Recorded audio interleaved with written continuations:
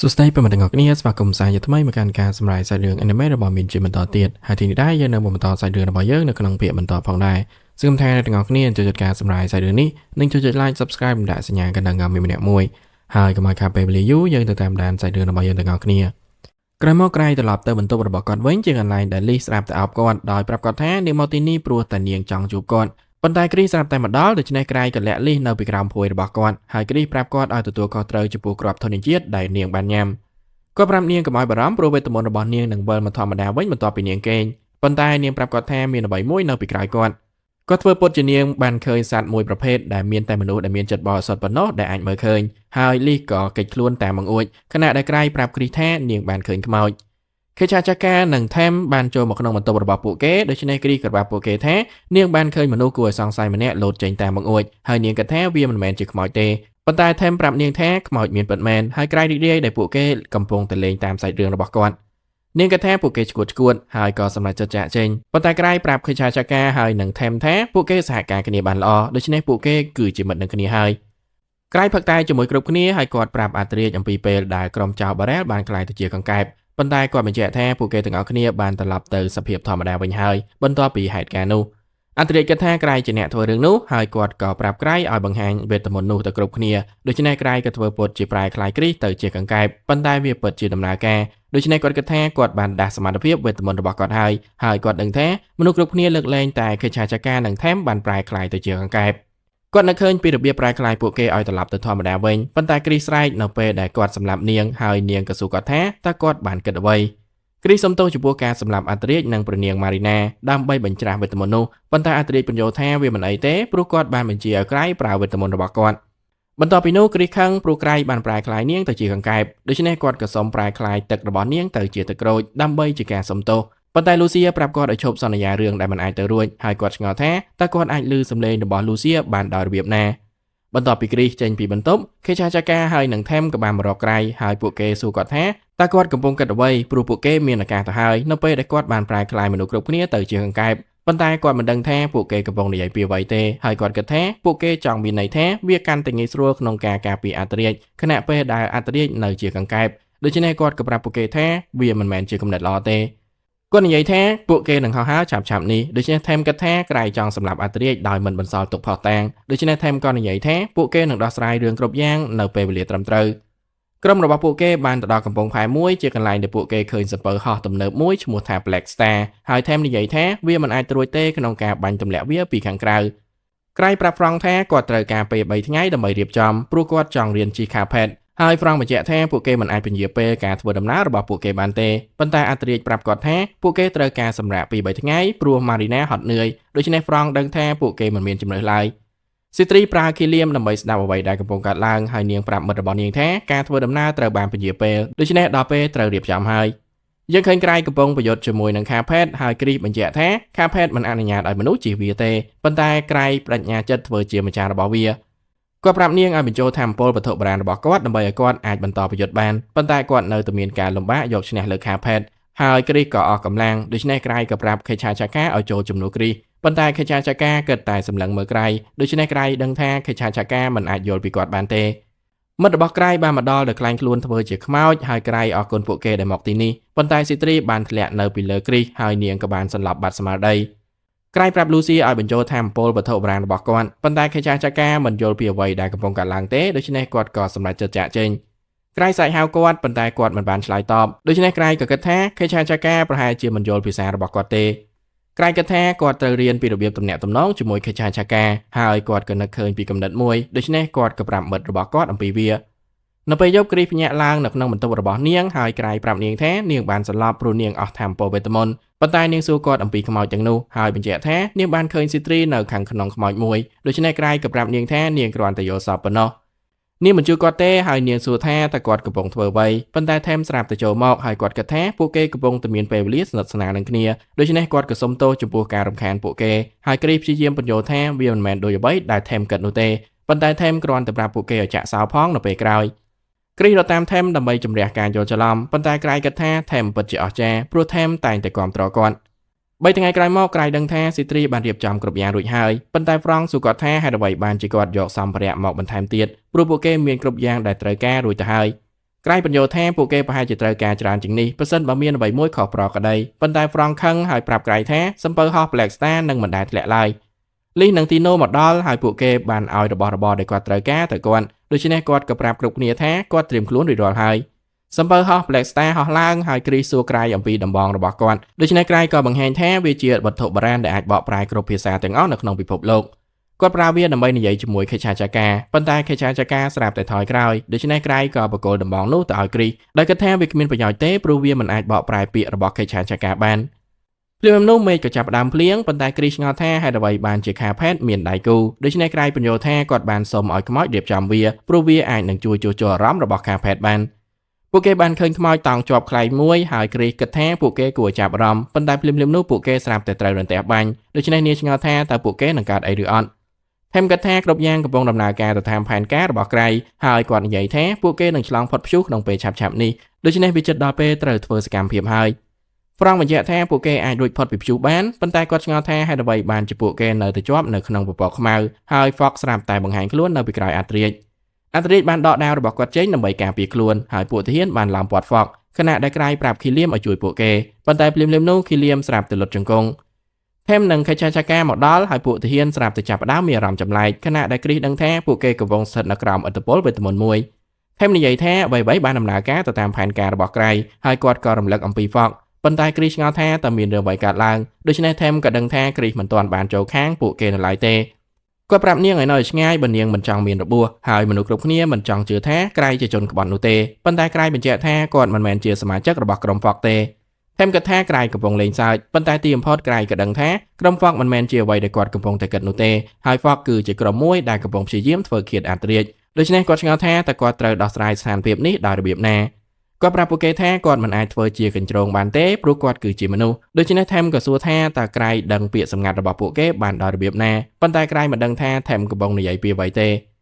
ថែមត្រៀមខ្លួនវាយប្រហារគាត់ដូច្នេះក្រៃក៏គំរាមប្រែក្លាយគាត់ទៅជាកង្កែបក្រៃបញ្ជាឲ្យឃីលៀមចាប់ខ្លួនថែមនិងខេឆាចាកាប៉ុន្តែឃីលៀមមិនឆ្លើយតបហើយយើងឃើញថាខេឆាចាកាមានតេឡេបញ្ជារបស់ឃីលៀមខេឆាចាកាបានដំណើរការឃីលៀមហើយបញ្ជាឲ្យវាយប្រហារក្រៃប៉ុន្តែឃីលៀមស្រាប់តែឈប់ដំណើរការហើយក្រៃដឹងថាគាត់ភ្លេចឲ្យចំណីទៅឃីលៀមថែមវាយប្រហារក្រៃដោយប្រើវេទមន្តរបស់គាត់ហើយក្រៃធ្វើពុតជាវាគ្មានប្រសិទ្ធភាពដោយប្រាប់ថែមឲ្យចោះចាញ់ប៉ុន្តែភ្លាមនោះស្រាប់តែមានការផ្ទុះមួយខណៈដែលថែមនិយាយថាម៉ាស៊ីនរបស់សំពៅហោះត្រូវបានបំផ្លាញហើយដូច្នេះវានឹងធ្លាក់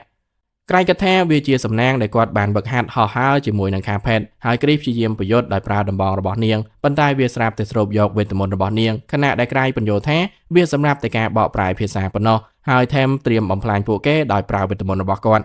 ទន្ទឹមនឹងនេះយើងឃើញមិត្តរបស់ក្រៃនៅខាងក្រៅជាកន្លែងដែលលោកចង់ចូលទៅចិត្តសំពៅប៉ុន្តែលូសៀបញ្ជាក់ថាវាពិបាកក្នុងការគ្រប់គ្រងខ្លែងរបស់ពួកគេណាស់ហើយស៊ីត្រីដឹងថាពួកគេកំពុងតែឆ្លងកាត់ព្យុះម៉ាណា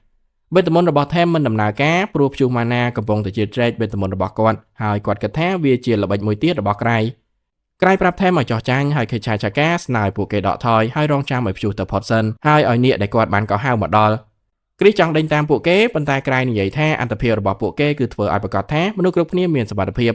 គាត់ប្រាប់នាងឲ្យប្រើប្រាស់សម្ភារៈនិងថ្នាំបន្ថែមដែលគាត់បានត្រៀមទុកប៉ុន្តែគាត់ភ្ញាក់ផ្អើលយ៉ាងខ្លាំងដែលខេឆាចាកាអាចនិយាយបានធម្មតាមនុស្សគ្រប់គ្នាអាចជាសះស្បើយបានប៉ុន្តែហ្វ្រង់ឆ្ងល់ថាតើពួកគេគួរធ្វើអ្វីបន្ទាប់ព្រោះពួកគេមិនអាចគ្រប់គ្រងសំពៅហោះបានទៀតទេក្រៃឲ្យសាច់មួយចំនួនទៅឃីលៀមស៊ីប៉ុន្តែសាច់ស្រាប់តែបាត់ភ្លាមហើយក្រៃក៏ឃើញកញ្ជ្រោងពិតប្រាកដមួយកំពុងស៊ីវាសំពៅស្រាប់តែឆ្លងកាត់ម៉ាណាដ៏ក្រាស់ខ្លាំងមួយដែលធ្វើឲ្យមនុស្សគ្រប់គ្នាពិបាកឈរហើយក្រៃដឹងថាវាដូចគ្នានឹងពេលដែលគាត់ចូលទៅក្នុង Peregrine Lodge ដែរក្មេងស្រីនោះស្វាគមន៍គាត់ហើយសុំក្រែមពីគាត់ភ្លាមប៉ុន្តែគ្រីសប្រើដំបងរបស់នាងដើម្បីបកស្រាយសម្ដីរបស់ក្មេងស្រីនោះហើយដឹងថាក្មេងស្រីនោះកំពុងគំរាមក្រៃក្មេងស្រីនោះប្រាប់ក្រៃថានាងជាអ្នកគាំទ្ររបស់គាត់ហើយចង់ចាប់ដៃរបស់គាត់ប៉ុន្តែគ្រីសដឹងថាក្មេងស្រីនោះចង់ប្រយុទ្ធជាមួយក្រៃដោយគ្រោងនឹងសម្លាប់គាត់ដោយប្រើតែមួយក្បាច់ប៉ុន្តែក្រៃត្រូវបានចិញ្ចៀនរបស់គាត់ការពារហើយក្មេងស្រីនោះក៏បាត់ខ្លួនភ្លាមអាតូឌីសួរក្រៃថាតើគាត់ដឹងទេថាពួកគេនៅឯណាដូច្នេះក្រៃក៏ប្រាប់ពួកគេអំពី Peregrine Lodge ហើយពួកគេមិនចង់ជឿថាពួកគេកំពុងស្ថិតនៅក្នុង Treasure Vault Level 10នោះទេក្រៃនិយាយថាមជ្ឈបាយទៅមួយគាត់ដែលពួកគេអាចចេញបានគឺត្រូវចរចាជាមួយបោះហើយគាត់គិតថាវាអាស្រ័យទៅលើគាត់ព្រោះគាត់គឺជាមនុស្សតែម្នាក់គត់ដែលអាចផ្លាស់ទីបានប៉ុន្តែគាត់គិតថាវាដោយសារតែគាត់ខ្សោយទៅគាត់មិនរងផលប៉ះពាល់ដោយសារតែម៉ាណាដ៏ក្រាស់នោះគ្រីសបង្ខំខ្លួនឯងឲ្យផ្លាស់ទីដើម្បីទៅជាមួយគាត់ហើយពួកគេក៏បានទៅដល់ទីសក្ការៈមួយ ក្មេងស្រីនោះបង្ហាញខ្លួនម្ដងទៀតហើយសុំទៅហ៊ូជៀនមួយប្រអប់ប៉ុន្តែនៅពេលដែលក្រៃនិយាយថាគាត់មិនមាននាងក៏បញ្ចេញថាមពលរបស់នាងប៉ុន្តែក្រៃត្រូវបានចិញ្ចៀនរបស់គាត់ការពារម្ដងទៀតក្មេងស្រីនោះលុតជង្គង់ហើយក្រៃនឹកឃើញពីការជួបគ្នាពីមុនរបស់គាត់ជាមួយនាងជាកន្លែងដែលគាត់បានឲ្យទៅហ៊ូជៀនមួយប្រអប់ទៅនាងហើយគាត់ក៏បានឲ្យនាងសន្យាថានឹងមិនវាយប្រហារគាត់ម្ដងទៀតទេភ្លាមនោះពួកគេក៏ត្រូវបានក្មេងស្រីជាច្រើនទៀតឡោមព័ទ្ធប៉ុន្តែបរិសម្នាក់ស្រាប់តែមកដល់ហើយប្រាប់ពួកគេកុំឲ្យខ្លាចបរិសនោះភ្ញាក់ផ្អើលពេលបានឃើញក្រៃម្ដងទៀតដោយស្គាល់ក្រៃជាក្មេងប្រុសដែលមិនអាចមានអារម្មណ៍ពីគ្រោះថ្នាក់បរិសនោះគិតថាវាមិនអាចត្រួយទេក្នុងការជួបគ្នាម្ដងទៀតព្រោះពួកគេបានផ្លាស់ទី Tracer របស់ពួកគេមកលើមេឃរួចហើយដើម្បីគេចពីក្រៃបរិសនោះនាំក្រៃទៅរកម្ដាយរបស់គាត់ដែលជាព្រះកញ្ជ្រោងប៉ុន្តែនៅពេលដែលគាត់បើកទ្វារគ្រីស្រាប់តែដួលលុតជង្គង់ដោយសារតែម៉ាណាដ៏ក្រាស់នាងឆ្ងល់ថាតើក្រៃអាចឈរបានដោយរបៀបណាប៉ុន្តែគាត់ប្រាប់នាងកុំឲ្យបារម្ភហើយគាត់ក៏ចូលទៅខាងក្នុងក្រៃគិតថាវាមិនមែនគាត់មិនខ្លាចនោះទេប៉ុន្តែដោយសារតែគាត់តែងតែខ្សោយខ្លាំងដូច្នេះវាមិនជាបញ្ហាសម្រាប់គាត់ទេថាតើគាត់នៅក្នុង Tracer Level 1 ឬក៏ Level 10ជាកន្លែងដែលគាត់កំពុងតែប្រឈមមុខនឹងព្រះកញ្ជ្រោងពីព្រោះគាត់ខ្លាចពួកវាស្មើៗគ្នាដូច្នេះគាត់ពិតជាអាចមានអារម្មណ៍ធូរស្រាលព្រះកញ្ជ្រោងបានបង្ហាញខ្លួនហើយសួរក្រៃថាមិនបានគាត់ហ៊ានប្រឈមមុខនឹងនាងម្ដងទៀតដូច្នេះក្រៃក៏ត្រៀមប្រើបច្ចេកទេសចុងក្រោយរបស់គាត់ទន្ទឹមនឹងនេះក្រុម Grieving Soul បានដឹងថាពួកគេមិនអាចចូលទៅក្នុង Peregrine Lodge ដើម្បីជួយក្រៃបានទេហើយទីណូឃើញថានាគយក្សមួយក្បាលកំពុងតែចូលមកជិតក្រៃប្រើក្បាច់អង្វររបស់គាត់ដើម្បីសុំឲ្យកញ្ជ្រោងដោះលែងពួកគេហើយដំបូងឡើយវាមិនបានផលទេហើយថែមទាំងធ្វើឲ្យកញ្ជ្រោងខឹងទៀតផងប៉ុន្តែនៅពេលដែលគាត់ព្យាយាមបញ្ចុះបញ្ចូលនាងយល់ថាគាត់គួរឲ្យធុញខ្លាំងរហូតដល់នាងសម្រេចចិត្តដោះលែងពួកគេក្រៃបានចេញពីបន្ទប់ជាមួយនឹងកន្ទុយរបស់កញ្ជ្រោងដូច្នេះបរិសនោះក៏ដឹងថាក្រៃបានយកឈ្នះម្ដាយរបស់គាត់ហើយប៉ុន្តែក្រៃមិនច្បាស់ថាតើមានរឿងអ្វីកើតឡើងទេបរិសនោះប្រាប់ពួកគេថាដើម្បីដោះលែងពួកគេបានពួកគេត្រូវតែបង់ថ្លៃហើយគាត់សួរគ្រីសអំពីអ្វីដែលនាងស្រឡាញ់បំផុតនាគយក្សនោះបានចុះនៅលើសំពៅហើយយើងឃើញថាវាមានក្បាល5ប៉ុន្តែស៊ីត្រីគិតថាវាមិនអីទេព្រោះពួកគេក៏មានគ្នា5នាក់ដែរនាងគប់ថ្នាំមួយដបដើម្បីបំផ្លាញក្បាលមួយរបស់នាគហើយពួកគេម្នាក់ៗក៏ប្រើការវាយប្រហាររបស់ពួកគេដើម្បីបំផ្លាញក្បាលនាគទាំងអស់ទីណូភ្ញាក់ផ្អើលយ៉ាងខ្លាំងពេលឃើញពួកគេប្រយុទ្ធប៉ុន្តែក្បាលនាគមួយទៀតស្រាប់តែចេញមកហើយលីប្រាប់ទីណូឲ្យចាត់ការវាទីណូគិតថាវាធំពេកប៉ុន្តែអ្នកផ្សេងទៀតជឿលើនាងដូច្នេះនាងក៏ស្ទុះចូលទីណូមិនអាចលោតបានខ្ពស់គ្រប់គ្រាន់ទេប៉ុន្តែលីបានជួយនាងហើយនាងក៏អាចបំផ្លាញក្បាលនាគនោះបានដោយពាក់របាំងមុខទន្ទឹមនឹងនេះបរិសនោះប្រាប់គ្រីសថានាងមិនអាចដោះដូរក្រៃបានទេទោះបីជានាងឲ្យតម្លៃគាត់ខ្លាំងបំផុតក៏ដោយដូច្នេះនាងក៏មានអារម្មណ៍ខ្មាស់ហើយនិយាយថានាងមិនខ្វល់ពីគាត់ទេប៉ុន្តែបរិសនោះនិយាយថាគាត់អាចអានចិត្តរបស់នាងបានគាត់បានធ្វើការលើកលែងមួយហើយសម្រាប់ចិត្តយកអ្វីដែលក្រៃឲ្យតម្លៃបំផុតជំនួសវិញប៉ុន្តែក្រៃសួរថាតើនឹងមានអ្វីកើតឡើងបើសិនបើគ្រីសជាអ្វីដែលគាត់ឲ្យតម្លៃបំផុតដូច្នេះបរិសនោះក៏និយាយថាគាត់នឹងទទួលស្គាល់ការបរាជ័យហើយអនុញ្ញាតឲ្យពួកគេទ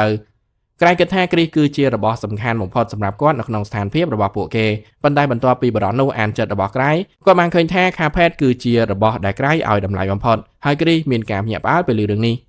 សំពៅត្រូវបានដោះលែងចេញពី Peregrine Lodge ហើយក្រៃត្រឡប់ទៅជួបនឹង Frank និង Atric វិញដែលពួកគេមានការចាប់អារម្មណ៍យ៉ាងខ្លាំងដែលក្រៃអាចយកពួកគេចេញពី Peregrine Lodge បានងាយស្រួលក្រៃនិយាយថាវាត្រូវចំណាយរបស់មួយប៉ុន្តែយើងឃើញថាក្រៃបានបោកបរិសនោះជាមួយនឹងកម្រាលព្រំមួយទៀតរបស់គាត់ហើយគាត់សន្យាថានឹងយកមិត្តម្នាក់ទៀតមកឲ្យខាផេតពួកគេដឹងថាសំពៅនៅតែបន្តធ្លាក់ហើយយើងឃើញ Lucia នៅខាងក្រៅប្រើវិទ្ធមន្តរបស់នាងដើម្បីបន្ថយល្បឿនសំពៅក្រៃនៅតែស្ងប់ស្ងាត់ព្រោះគ្មានអ្វីដែលគាត់អាចធ្វើបាននោះទេហើយគាត់បានត្រឹមតែអធិដ្ឋានដល់ Lucia ឲ្យជួយសង្គ្រោះពួកគេ Lucia ប្រើកន្ទុយកញ្ជ្រោងសម្រាប់ថាមពលបន្ទាន់ហើយនាងក៏ប្រើវាដើម្បីពង្រីកខ្លួនរបស់ Ansem ដើម្បីឲ្យគាត់អាចចាប់សំពៅបានបន្ទាប់ពីនោះយើងឃើញថា Them និង Kechachaka ត្រូវបានទុកចោលនៅក្នុង Peregrine Lodge ហើយក្រៃទៅពិនិត្យមើលមិត្តរបស់គាត់ឃើញថា Lucia នៅមានកន្ទុយនៅឡើយហើយស៊ីត្រីបញ្ជាក់ថាវានឹងមិនបាត់ទេរហូតដល់ Lucia បានបកគលម៉ាណាដែលនាងបានប្រើទៅវិញដូច្នេះ Lucia ក៏បន្តក្រៃចំពោះស្ថានភាពរបស់នាងពួកគេឮសំឡេងចេញពីប្រអប់តាហ៊ូប៉ុន្តែក្រៃធ្វើពុតជាមិនឃើញក្មេងស្រីកញ្ជ្រោងហើយគ្រីសនៅតែធ្លាក់ទឹកចិត្តដែលក្រៃចាត់ទុកខាផេតសំខាន់ជាងនាងយើងឃើញក្រៃគណៈពេលដែលគ្រូទាយប្រាប់គាត់ថាគាត់ត្រូវឈប់ធ្វើជាអ្នកប្រមាញ់ព្រោះគាត់គ្មានទេពកោសល្យទេហើយនឹងមានតែសំណាងអាក្រក់ប៉ុណ្ណោះនៅពេលអនាគតគាត់ឆ្ងល់ថាតើក្រៃអាចនៅរស់បានដោយរបៀបណាប៉ុន្តែគាត់ឃើញថាទោះបីជាក្រៃមានសំណាងអាក្រក់បំផុតក៏ដោយតែគាត់មានសំណាងល្អខ្លាំងជាមួយនឹងទំនាក់ទំនងរបស់គាត់ដូច្នេះមនុស្សគ្រប់គ្នាត្រូវបានតាក់ទាញមករកគាត់ហើយគាត់មានពរជ័យជាមួយនឹងមិត្តល្អជាច្រើនក្រៃគិតអំពីរឿងដែលគាត់មិនចង់បានអ្វីក្រៅពីការចូលនិវត្តន៍ប៉ុន្តែពេលគាត់ឃើញមិត្តរបស់គាត់ក៏សម្រេចចិត្តបន្តទៅមុខទៀតដើម្បីឲ្យគាត់អាចនៅជាមួយពួកគេបានហើយសាច់រឿងរបស់យើងនៅក្នុងស៊ីซั่នទី2នេះក៏បានមកដល់ទីបញ្ចប់អរគុណអ្នកទាំងអស់គ្នាសម្រាប់ការតាមដានទស្សនាតាំងពីដើមរហូតដល់ចប់សង្ឃឹមថាអ្នកទាំងអស់គ្នាចូលចិត្តការសម្រាយសាច់រឿងនេះនិងជួយចុច like subscribe ដាក់សញ្ញាកណ្ដឹងងាំម្នាក់មួយអរគុណអ្នកទាំងអស់គ្នាហើយមានជួបអ្នកទាំងអស់គ្នានៅវីដេអូក្រោយទៀតបាយបាយ